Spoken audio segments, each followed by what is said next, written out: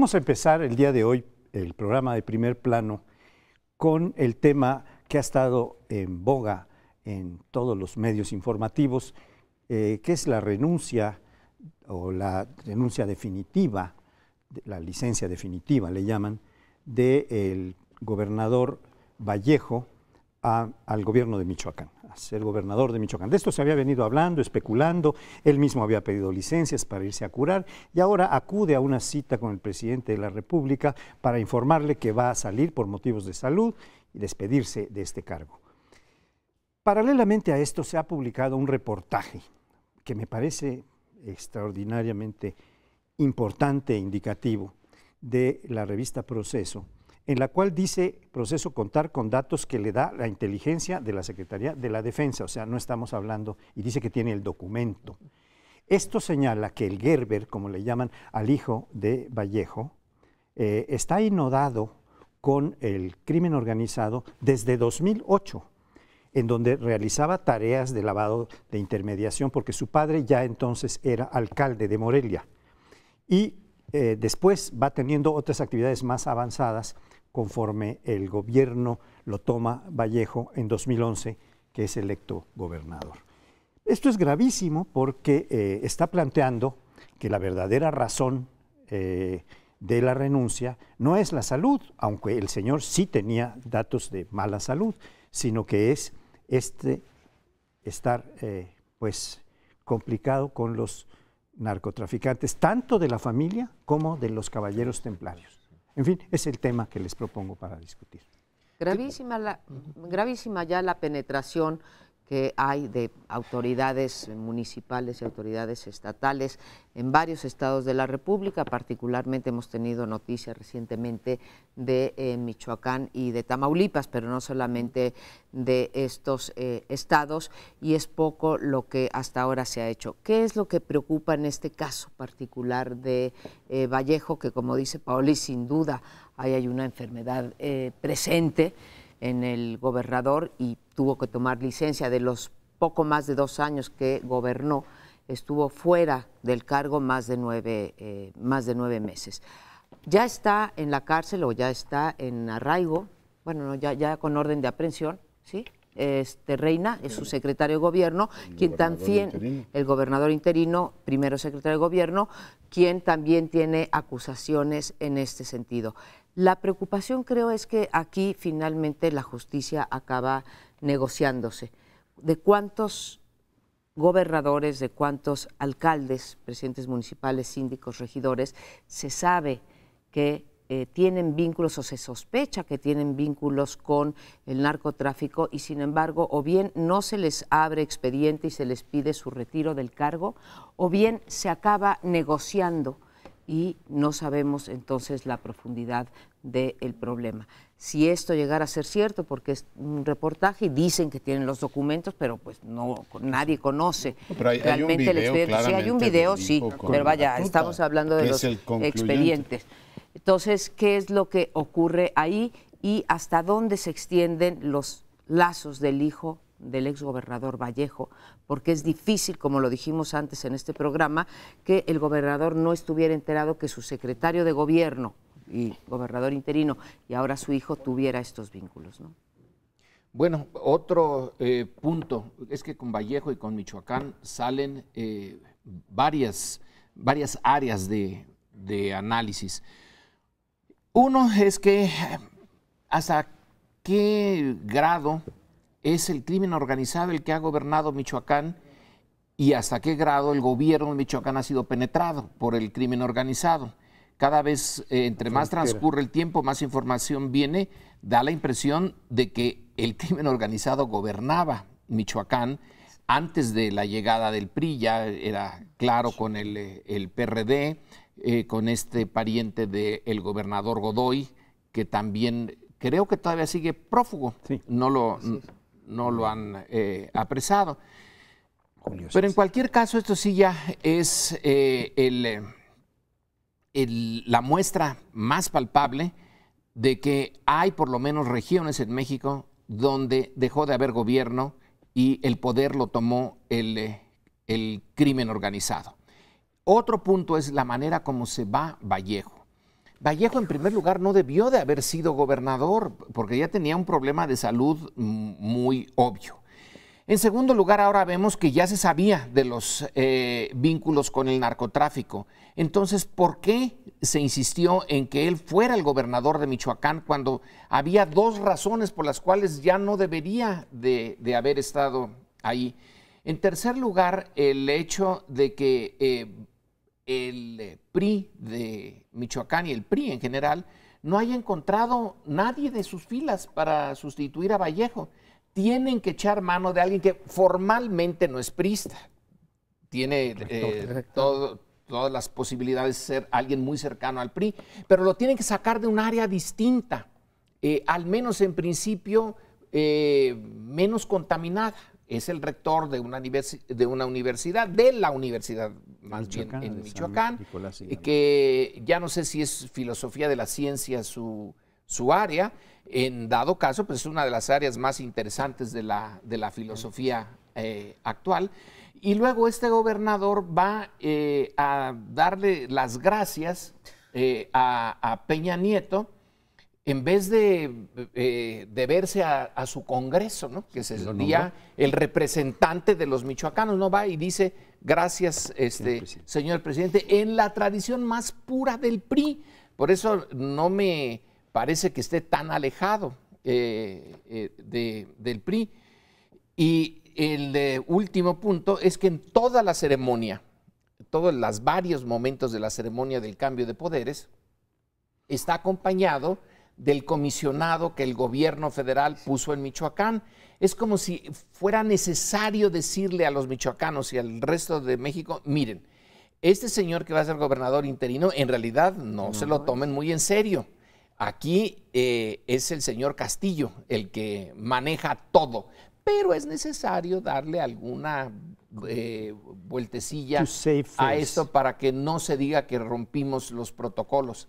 Pero obviamente quien está gobernando Michoacán no tiene más que ver que con el gobierno central. Y hay un elemento, digamos, adicional, tanto Silvano Aureoles como Luisa María Calderón, que fueron los que contendieron por la gubernatura con Vallejo, han dicho que es normal que eso ocurra, que la federación se haga cargo de un gobierno que para todo efecto práctico no existe, es un gobierno de fachada para mantener una legalidad constitucional que, como tú dices, de todas maneras se las ataron a la torera. El presidente del Congreso michoacano se enteró por los medios de comunicación que Vallejo había pedido licencia, además se enteró porque se lo fue a avisar al presidente y a un medio de comunicación, lo cual no tiene pérdida, pero así están los tiempos que corren en el país. Está claro que hay una intervención federal en toda la línea, está claro que el nivel de putrefacción del gobierno michoacano era enorme, o sea, cada día sale información sobre más policías vinculados, sobre presidentes municipales. Lo que es interesante ver en retrospectiva es la cantidad de información que hoy tenemos.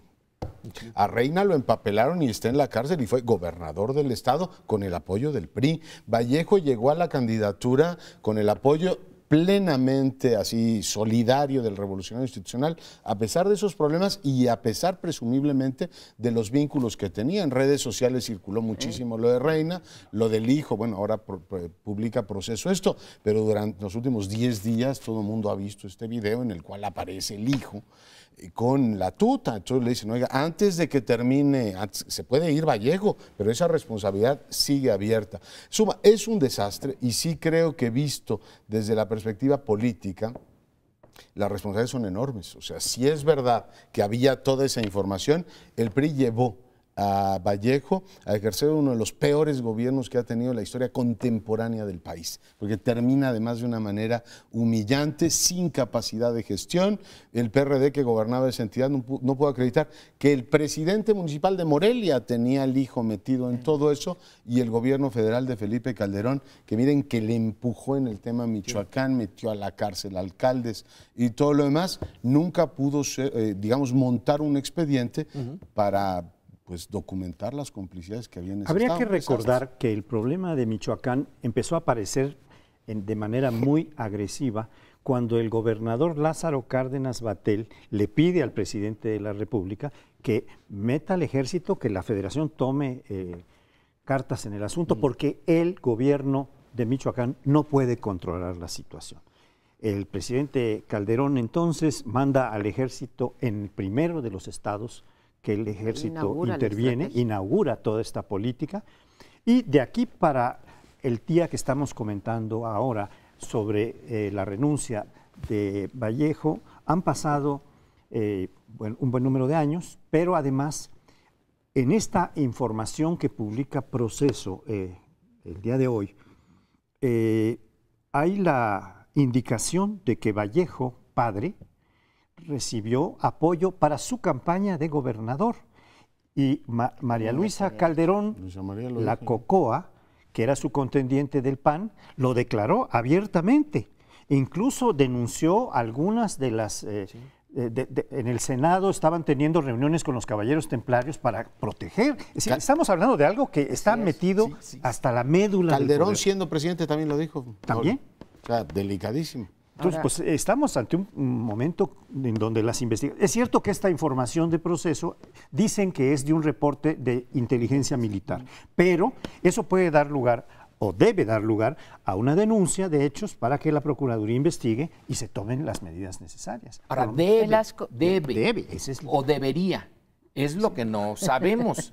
Porque si Vallejo llega cuando ya se conocen sus ligas con el crimen organizado, al menos los servicios de inteligencia deberían de haberlas tenido, porque ahora nos enteramos que sí las tenían, y no se hizo nada.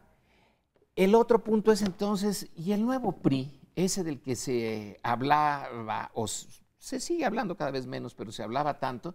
Pues no parece ser nada nuevo, es exactamente el mismo PRI de siempre, que sabía bien de todas estas tranzas, pero le convenía tener a Vallejo ahí. No entiendo por qué, la verdad. Ahora, es curioso que este PRI viejo, nuevo, o como le queramos llamar, no haya cuidado ni siquiera las formas, porque debió haber cuidado esas formas de decir: Vallejo renuncia primero frente al Congreso, licencia, no le pongo a Castillo ahí junto en todas las, todos los, no le nombro a un gabinete alterno frente a todo el país, etcétera.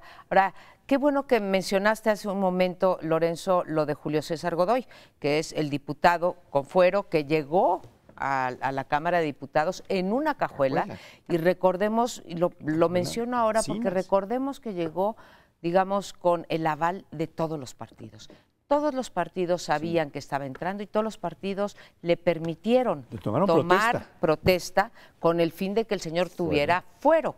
Y ya después se les escapó porque dijo: bueno, estos que me están apoyando ahorita no son confiables, y a la fecha pues sigue prófugo. Entonces, en el caso de Michoacán, que es un estado bastante tripartidista, aunque con predominio del PRI y el PRD, ahí lo que estamos viendo es que ahí hay una penetración de los tres partidos políticos. Ya gobernó 12 años el PRD, luego gobernó estos 4 años, recuperó el poder el PRI, y en el Congreso también hay panistas. Así que aquí estamos en presencia no solamente o del PRI o del PAN o del PRD, que también se le acusó de sus ligas con el narcotráfico, sino de los tres partidos. Por eso no vamos a ningún lado. Y la estructura territorial es un estado que sí tiene un tripartidismo casi perfecto, hay alcaldes de todas las fuerzas políticas. El tema es que han jugado de una manera bastante poco leal con los intereses del estado, las fuerzas políticas, ha sido más un golpeteo entre ellas, y yo me pregunto, y lo dejo simplemente como reflexión, porque no tengo ni idea, cómo va a ser el gobernador Jara y el interventor Castillo para generar condiciones para que en 15 meses haya elecciones en ese estado, que pueda haber una mínima garantía de competencia, que los partidos políticos puedan decir: hombre, pues hay competencia, a pesar de que tenemos al gobierno federal instalado aquí. ¿Cuánto va a pagar en términos de costo político un PRI que finalmente entrega un estado y dice: pues no lo pude gobernar? Es decir, eligieron a Vallejo bajo mis siglas y Vallejo entrega un fracaso en toda la línea como gobierno. Esto entra directamente a la cuenta Partido Revolucionario Institucional. Y me pregunto, insisto, si hay condiciones para que haya elecciones en Michoacán, pero eso será ya objeto de Tendrá que ser en otra ocasión, porque nos vamos a un siguiente bloque, no nos deje, vamos a algo interesante. Bueno, hace ya unas semanas que viene circulando, yo lo vi en internet, un documento de 277 páginas que se titula Informe País la construcción de la ciudadanía en México. Curioso que el pie de página es del difunto IFE. Ya no está con nosotros, pero su sucesor lo puso en circulación. Este informe está basado en una encuesta hecha a una muestra representativa de 11,000 mexicanos. 11,000 es una muestra bastante grande, no es lo común. Quiere decir que es muy buena. Es una encuesta a fondo. El tema principal es la desconfianza que tiene la sociedad mexicana, ya sea por regiones, por género, por edad, por condición social, por lo que ustedes quieran. En todas aparece esto como el hecho dominante, es una desconfianza frente a su clase política. Y de toda esa clase política, en quien más desconfían los mexicanos es en los legisladores. O sea, en esos personajes que deberían de representar a los soberanos que somos todos nosotros. Como no nos podíamos reunir todos nosotros, pues entonces tenemos unos representantes que se supone están allí para representarnos. Pero en este informe país, y es lo que pongo a discusión, se dice no, los mexicanos no confían en ellos. Es decir, ¿quién nos representa a la hora de elaborar las leyes? Yo podría decir que nadie. Yo creo que hay una gravísima crisis de representación, sin duda. El sistema, digamos, político genera una amplia desconfianza. Además, los ciudadanos dicen en ese informe que están plenamente convencidos de que los políticos no están preocupados por sus problemas cotidianos. Ellos están discutiendo en un universo que no tiene nada que ver con nosotros. Pero siendo grave esto, es mucho más grave pasar al siguiente escalón y ver que tampoco confiamos en las policías, tampoco confiamos en los jueces, tampoco confiamos en los medios de comunicación, tampoco confiamos en las corporaciones empresariales, en las ONGs, en los centros de filantropía. Es decir, tú vas bajando en una especie de sida institucional en el cual dices, ¿yo y quién me puedo fiar aquí? Entonces vas viendo que el sistema de representación no funciona, pero el sistema institucional no solo no genera certidumbre, genera una amplísima desconfianza. Y en última instancia tienes una reproducción, que creo que esta parte es particularmente inquietante de ese informe, no tienes un Estado malo frente a unos ciudadanos impecables que de pronto dicen yo me organizo para enfrentarme a esta crisis de representación. No, resulta que los ciudadanos reproducen, y esto no hay que ser demasiado duro con eso, la historia de autoritarismo de este país explica esto. Los ciudadanos desconfían de ellos mismos, desconfían del fenómeno asociativo, no se asocian, y la inmensa mayoría tiene interiorizada la idea de que la libertad de expresión no es necesariamente un valor. Hay por lo menos 3 estados en donde hay una mayoría que dice, oiga, las cosas que no van, digamos, en favor de lo que yo pienso, no quiero que las digan en televisión. Eso no me parece una... Es decir, esta cultura autoritaria de no quiero oír aquello que va en contra de lo que yo pienso, está tremendamente arraigado en el centro del país y en Veracruz. Entonces tú dices, oiga, pues el sistema de representación no funciona, pero tienes una sociedad civil que todavía tiene mucho camino que recorrer en materia de madurez democrática. Bajaste en todos los escalones institucionales y falta el último, que es el social, porque no confiamos en nosotros mismos. No confiamos salvo en la familia, que ahí sí es el porcentaje mayor de confianza como una institución, obviamente no una institución del Estado ni gubernamental, una institución social, pero solamente confiamos los mexicanos o confiamos predominantemente en la familia, no confiamos ni siquiera en nuestros vecinos, a los cuales vemos todos los días, a nuestros compañeros de clase en las escuelas. De las cosas que más me sorprende, esta encuesta viene a confirmar lo que muchas otras encuestas, tanto mexicanas como internacionales, como Latinobarómetro, en donde México va cayendo y cayendo y cayendo en la escala de aprecio por su sistema político, por el régimen democrático y desde luego, como ya dijeron Lorenzo y Leonardo, por las instituciones. Y esto viene en una tendencia muy pronunciada. Hoy en día el único país más digamos, que menosprecia más al régimen democrático de toda América Latina es Honduras. Nosotros somos el segundo peor, con 23% de mucha o algo de confianza. Y dicho este diagnóstico, ¿cuál es la respuesta desde hace 10 años o desde hace 15 años que se viene haciendo encuestas de esta naturaleza? La respuesta de nuestros políticos es hacer reformas político-electorales, como si eso tuviera un impacto diario, un impacto en nuestro aprecio. Los diputados siguen cayendo en la escala y lo que hacemos es más dinero a los partidos, meter un gobierno de coalición, meter una reforma electoral para contar diferentes los votos, pero nada que ataque medianamente eso que llamamos la cultura cívica, que desde que la describió en 1960 y ¿cuándo? 66. 66, los famosos autores Almond y Verba. Si leemos el libro hoy, de 66, sí, estamos igual o peor. Bien, creo que vale la pena tener en cuenta en qué contexto se hace esta encuesta de México País. En realidad es una especie de continuación de cultura política, de una encuesta de cultura política que se empezó a hacer en 2001 y hubo 5 durante todo el periodo de los 12 años panistas. Hubo una en 2003, hubo una en 2008, hubo una en el 2001, 2003, 2008, 2012, me está faltando, 2005 hubo una y 2012. Lo dice el propio informe, hay algunas referencias y salen los cuadros de lo... Hay una cierta continuación que implica que ya Gobernación, que es el que hacía la encuesta, la ENCUP, ya no la va a hacer, la va a hacer el IFE. Política. Esa es una de los apuntes. La otra es que yo creo que tiene ventajas esta encuesta, está mejor hecha que la ENCUP en varios sentidos, pero peor hecha en otros sentidos. La ENCUP tomó muestra de todo el país. Esta toma muestra en 10 estados escogidos de distinto tipo para tener una representación diversa, pero solo toca 10 estados. La ENCUP tocaba todo el país. Ahora, la ENCUP estuvo bien hecha en 3 ocasiones cuando la hizo el INEGI. Hubo 2 en que se confió a unas empresas privadas y se hizo bastante mal, aunque reproduciendo algunos de los indicadores que ya venían en las otras.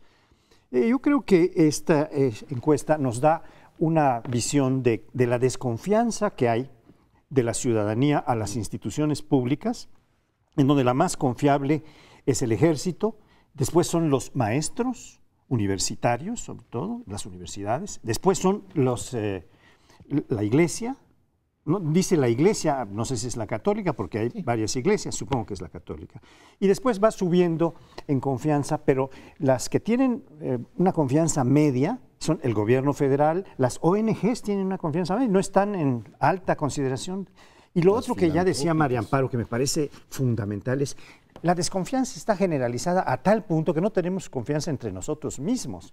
No hay capacidad de asociación para defender los intereses, para defender los derechos, para promover una serie de reivindicaciones. No hay esta confianza. La participación ciudadana es cada día más baja, tanto en organizaciones sociales, para reforzar el tejido social, como en participación política. Entonces, bueno, esto...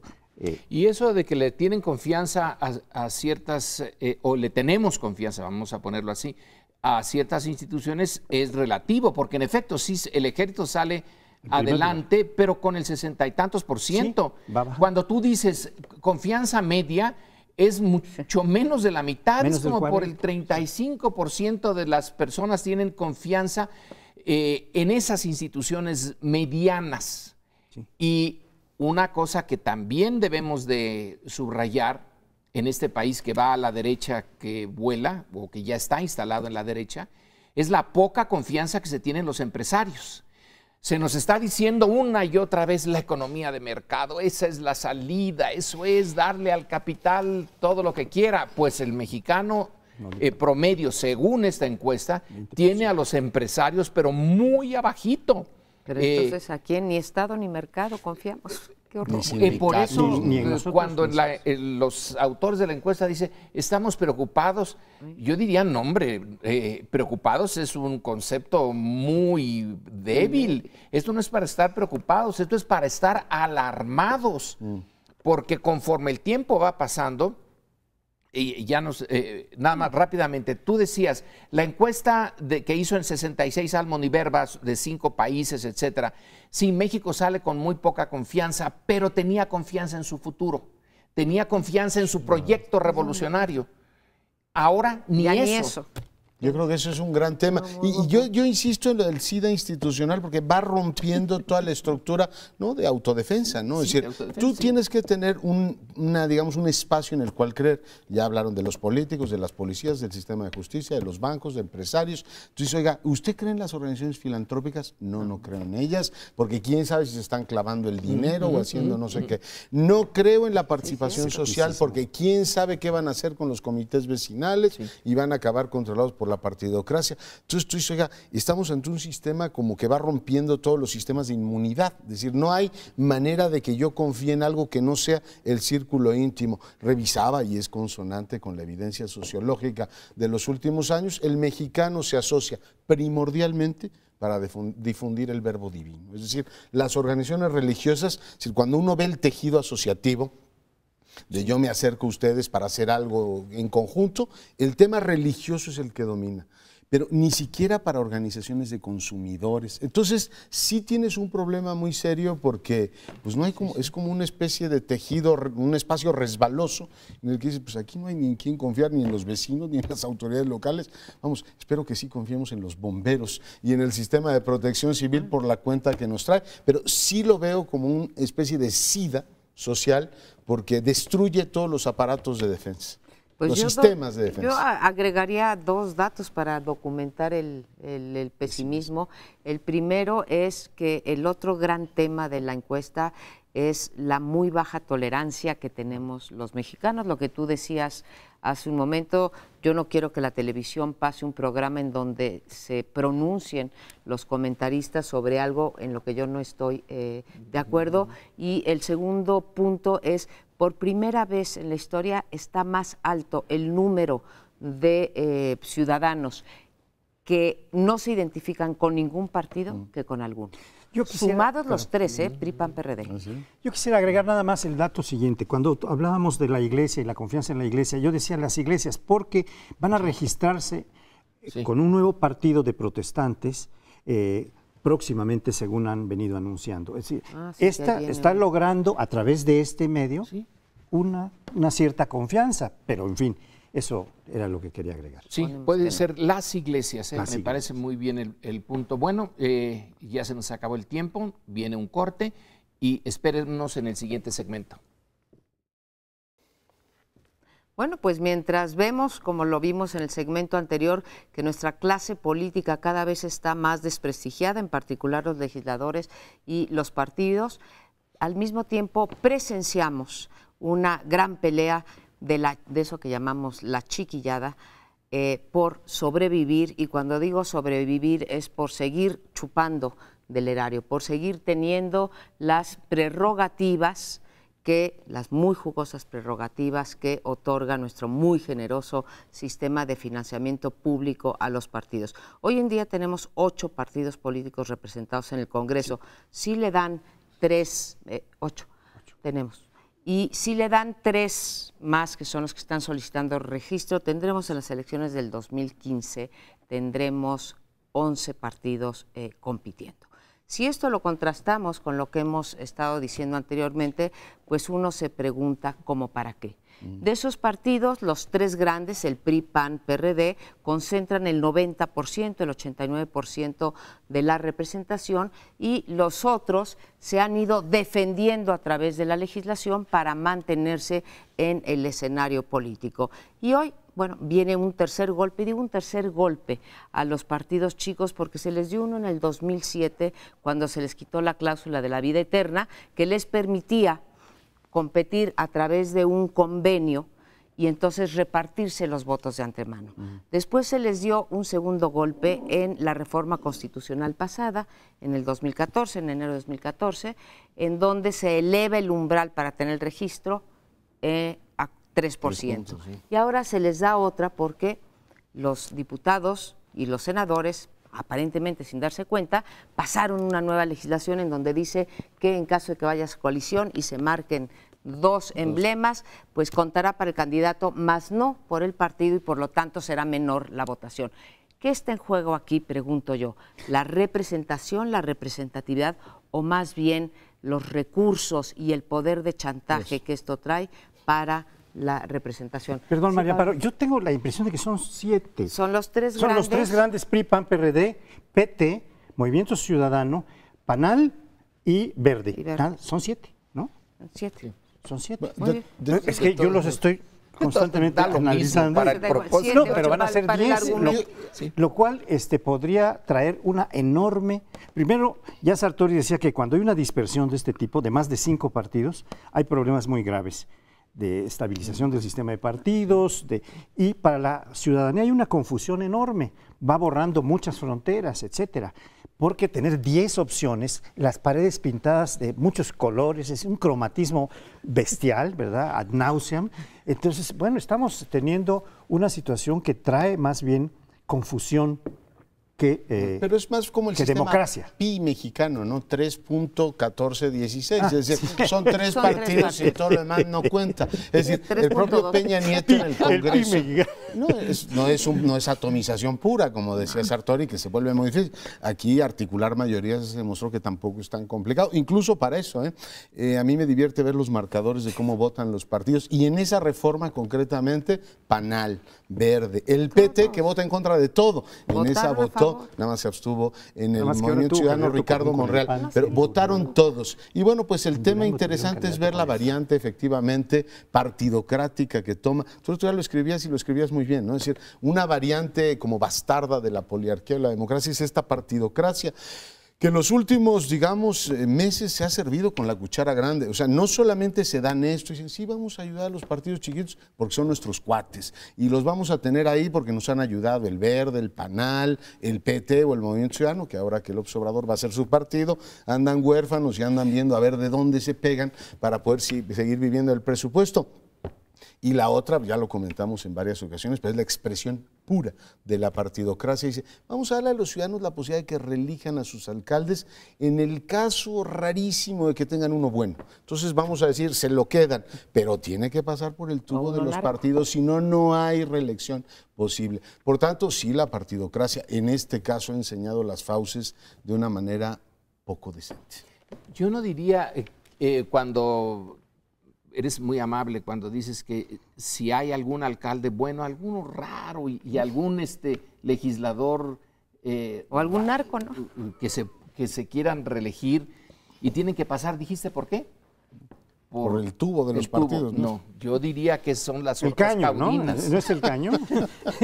Son las orcas caudinas, esas que los Orcas romanos caudinas, cuando caño. vencieron, le hicieron Tú, pasar a a ver sus qué se me enemigos. ocurre. Tienes que humillarte. Al bañar. Tienes que humillarte. O sea que no puede quedar, no, vamos a usar un lenguaje bíblico, no podrá haber un justo que se reelija, porque si se reelige, pasa por esas orcas caudinas de los partidos. Y claro que los partidos, uno de los partidos grandes, el PAN, es el que quiere acabar con las últimas posibilidades de los chiquitos. Pero estamos en una situación en la cual tan malo el pinto como el colorado, Claro. porque si son los tres grandes, no se hace uno de los tres. Y de los- Son la partidocracia pura, la no representación de los mexicanos. Los partidos pequeñitos podrían llegar a ser, si realmente hicieran su trabajo, en algunas regiones, en algunas clases, en algún tipo de mexicanos, podrían representarlo. Podrían, no digo que lo hagan. Pero ahorita, tal y como están, con los 7 partidos que tú señalaste, francamente no hay a quién irle.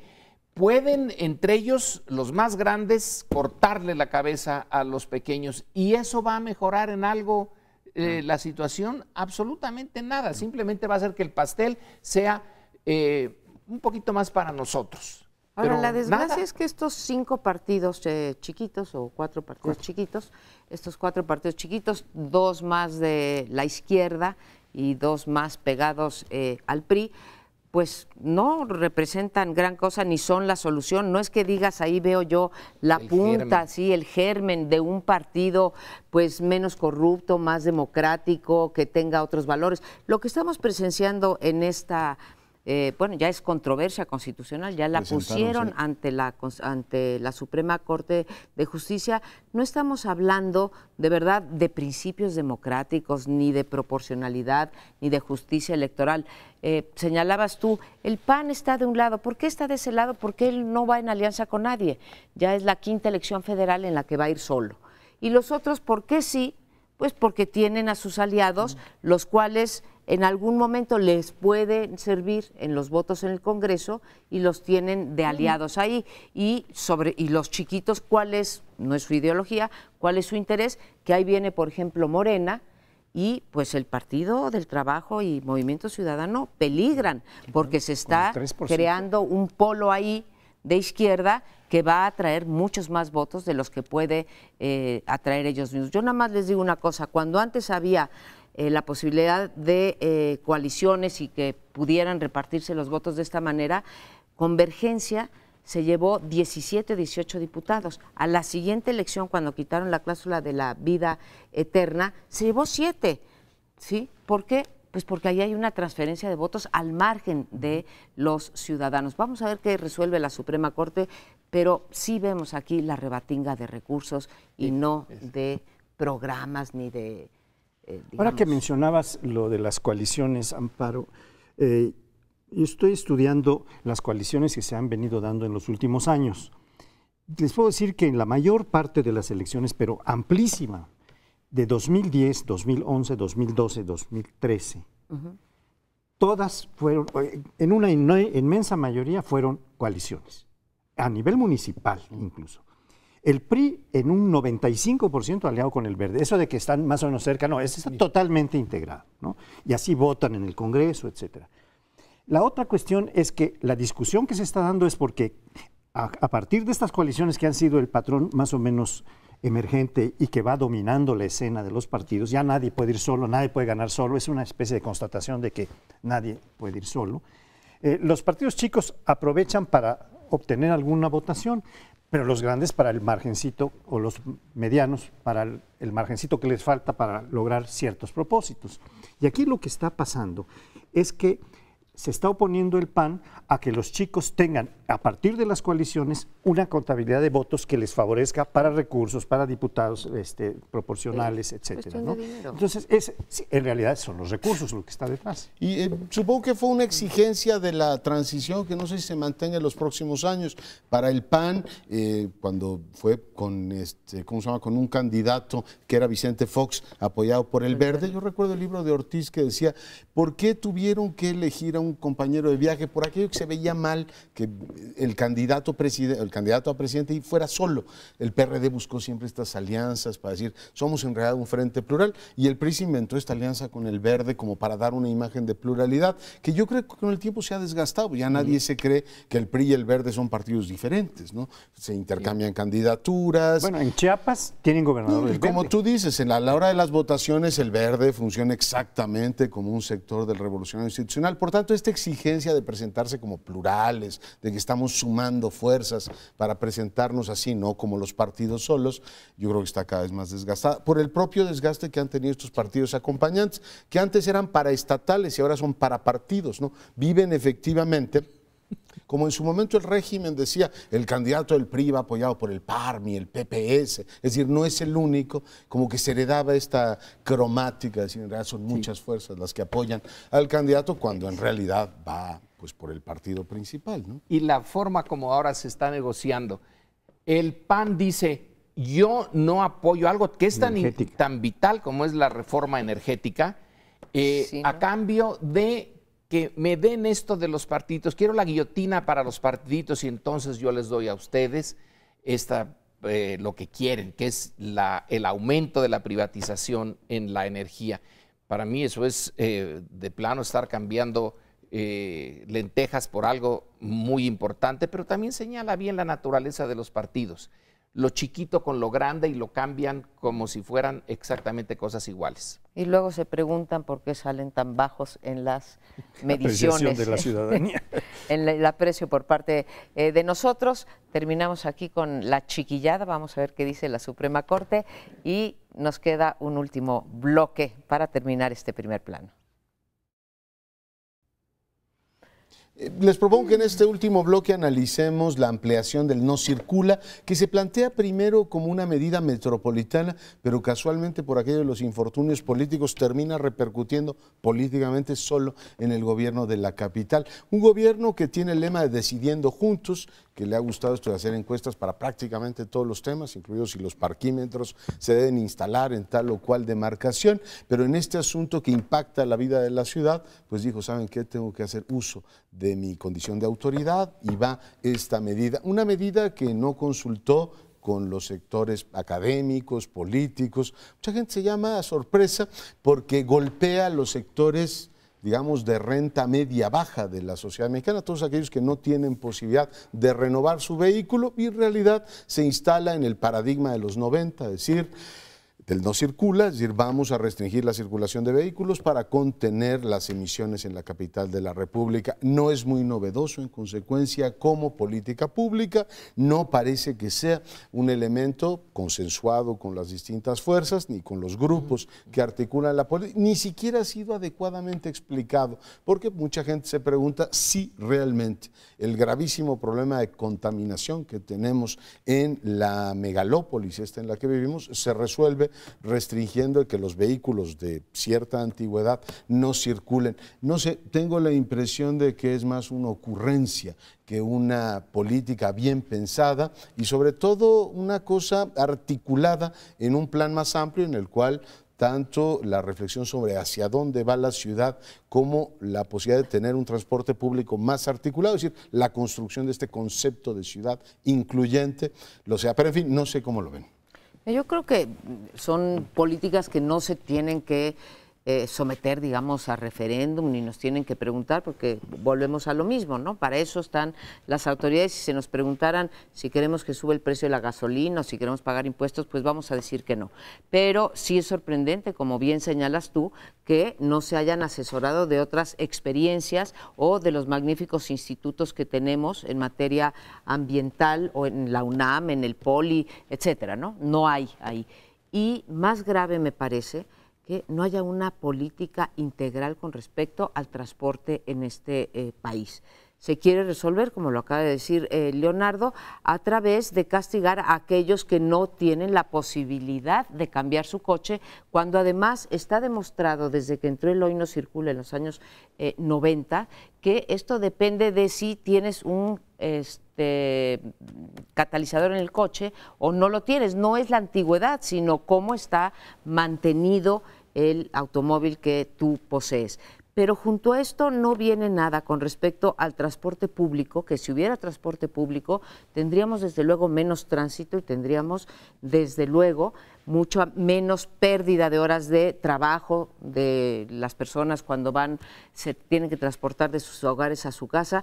No tiene nada que ver con los estacionamientos, con los baches, no hay una política integral, por tanto es una ocurrencia, más una ocurrencia además que no recibe el aplauso, ya no digas de los sectores que no pueden cambiar su coche, de ningún sector ha recibido, ni siquiera probablemente el sector automotriz, que verá elevadas sus ventas gracias a los que estén en la clase media alta y puedan cambiar sus vehículos. Mario Molina, creo que nuestro premio Nobel sí le dio su apoyo, o sea, es un apoyo de calidad, pero tendrían que haberlo explicado mejor, por lo menos explicado. Decirnos, miren, las emisiones que vienen de automóviles que tienen más de 15 años son estas. Hay tantos automóviles, significa tanto de contaminantes vis a vis los otros, el otro tipo de parque vehicular, y convencernos y entonces sacar a Mario Molina y que él diga sí por estas y estas y estas razones.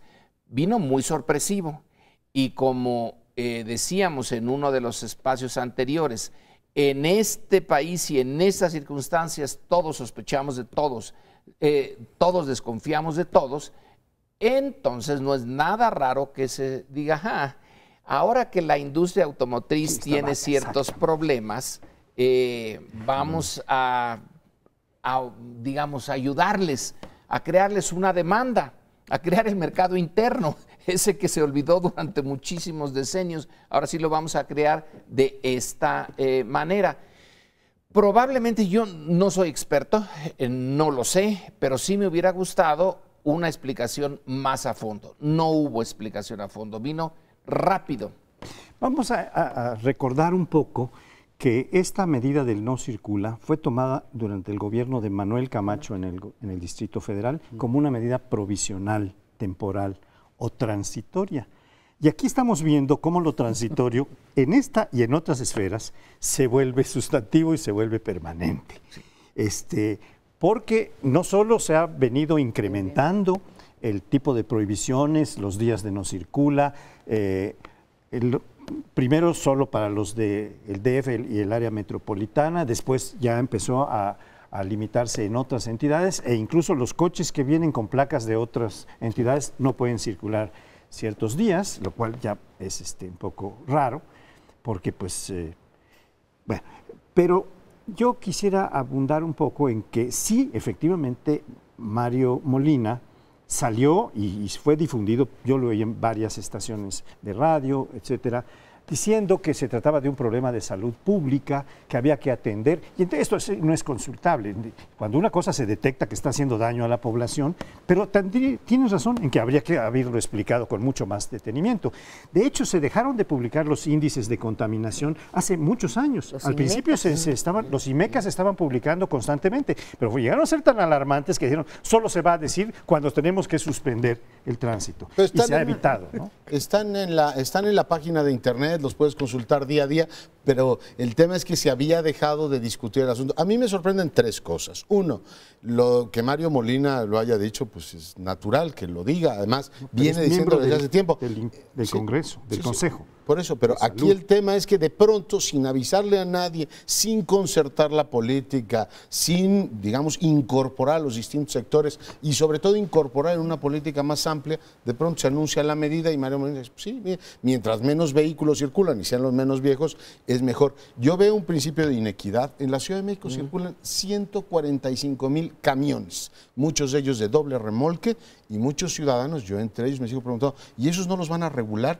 El transporte público ampliamente privatizado, este neoliberalismo que tenemos en el transporte público llamado peceras, es decir, propiedad sin regulación del mercado, propiedad privada, tampoco se ve que lo regulen mucho. Y además lo anuncia Mancera cuando tiene todavía la crisis del metro y no viene ningún proyecto de transporte público acompañándolo. Es decir, siendo a lo mejor la racionalidad científica válida, tú dices, oiga, al mismo tiempo que inauguro la línea de tren esta que va a ir de Tacubaya, Santa Fe, Toluca, y aquí están nuevas opciones de transporte público, aprovecho para decirles que los automovilistas no van a circular, de la noche a la mañana los saca generando una confusión que por supuesto ha tenido impactos políticos. Y yo veo muchos paralelismos, con esto termino, con el incremento de la tarifa del metro. Es decir, tú puedes tomar decisiones sobre la marcha, pero tu propia base, o sea, la base perredista y obradorista de la capital ya está diciendo, oiga, es que es otro golpe a la clase menos favorecida de la ciudad. ¿Por qué no hace política pública diciéndole a las empresas, a ver, sus camiones de doble remolque ya no van a circular en la ciudad? Pues supongo que también son un problema de salud pública, no solo los coches de los fregados, ¿no? Yo doy por buena la explicación, doy por buena el aval o el análisis que haya hecho el premio Nobel Mario Molina. Y me preocupa que no se haya dado la explicación, pero lo que me preocupa más es que no le dan alternativa a todas esas personas que van a dejar de circular. ¿Por qué? Porque el transporte público pues es francamente insuficiente y de muy baja calidad y tampoco es tan barato. Ya habló ahorita Leonardo de la subida del metro. Entonces sí quiero una explicación, pero sobre todo quiero que le den una alternativa a todas esas personas que van a dejar de circular, ¿sí?, para que puedan andar por esta ciudad y llegar, ya no digas a sus lugares de entretenimiento, a sus lugares de trabajo. Se va volviendo, ante la ausencia de transporte público eficiente, se va volviendo un artículo casi de primera necesidad el automóvil en esta ciudad si quieres sobrevivir. Y ahora resulta que se castiga esto. Y me recuerda lo que pasa con los animales, que ahora acaban de prohibir a los animales en el circo, sí, pero no prohíben todo lo demás de los animales. Aquí igual no hacen nada con los camiones que contaminan, con los de redilas, con los de autotransporte, etcétera. Entonces son parchecitos en las políticas públicas y no vamos así a ningún lado. ¿Tú quieres que regulen los pollitos de las kermés también? Pues sí. Los que se venden, a ver si los defiendes o no. Y los acuarios que acaban de inaugurar y esas cosas, o que no regulen nada, que protejan esos animales de otra manera, no prohibiendo. El PRI se está relamiendo los bigotes. ¿Por qué? Porque está esperando llegar pues sí. al gobierno de... Sí, pues después de lo de Cuauhtémoc Gutiérrez va a ser difícil, ¿no? Ahí está otro caso en donde no hay justicia, sino que hay componendas, o sea, eso se va a quedar fuera. Mauricio. Pero bueno, de eso platicaremos en otra ocasión, nos tenemos que ir. Muchísimas gracias por acompañarnos en un programa más de Primer Plano. Nos vemos aquí la semana próxima.